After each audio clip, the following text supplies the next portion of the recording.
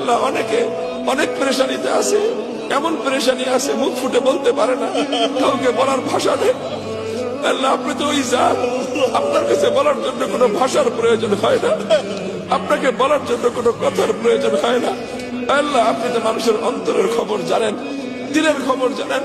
আলিম বিমা ফিস সুদূর। আল্লাহ কোন পেরেশানি কারো দিলে যদি থাকে, দুনিয়াতে শুনবার কেউ নাই, বলবার কোনো জায়গা নাই, আল্লাহ একমাত্র মানজা আপনি। আল্লাহ আপনার কাছে সকলের পক্ষ থেকে আমরা আল্লাহ সেই পেরেশানিগুলির কথা বলতেছি।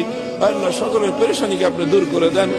আল্লাহ আমাদের বাবা মা অনেকে কবরে শুয়ে আছে, আল্লাহ জানি না মমতাময়ী মা কেমন আছে, আল্লাহ জন্মদাতা বাবা কেমন আছে জানি না। আল্লাহ আল্লাহ বাবা মাকে কবরের মধ্যে শান্তিতে রাখেন।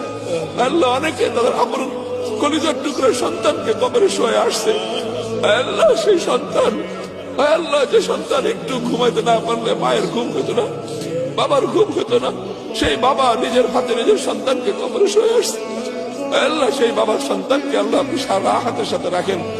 আল্লাহ এই ভূখণ্ডের জন্য অনেক মানুষ অনেক রক্ত দিয়েছে, অনেক চোখের অশ্রু দিয়েছে।